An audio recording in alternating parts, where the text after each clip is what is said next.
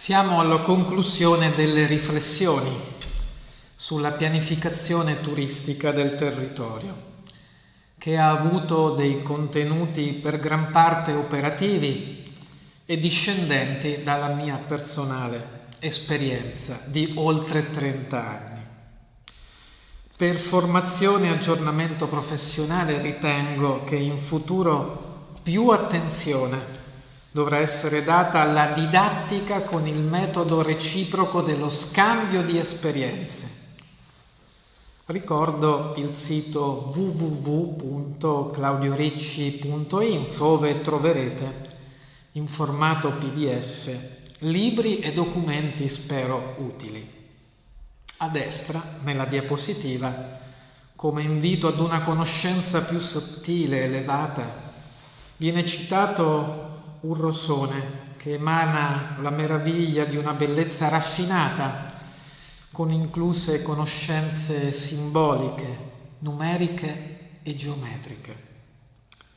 Nella tradizione antica, anche del gioco o dell'oca, si cela l'idea del cammino con la capacità di rinascere sempre, anche dopo una caduta, per vivere protesi verso il centro, citato dalla casella numero 64, che si erge da 8x8, simbolo di armonia fra terra ed energie cosmiche.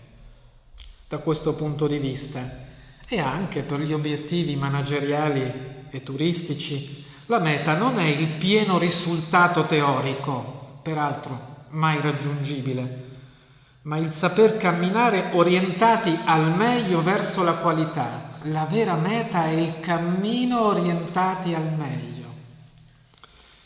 Come avviene nel gioco degli scacchi, con la scacchiera simbolo del rapporto fra decisioni umane e ampie influenze celesti, configurata da 8x8 case bianche e nere, dobbiamo avanzare con molti limiti, da pedoni, ma cercando di trasformarci in regina, nella sostanza.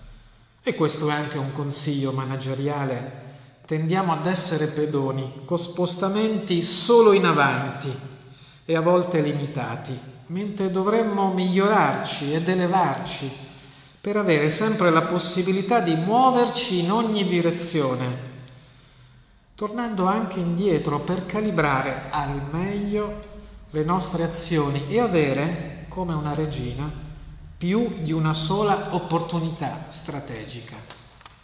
In ultimo, e ringrazio per la cortese attenzione, occorre vivere con positività, sempre con grande positività, cercando ogni giorno di saper donare e ricevere per ricolmare di vita la vita.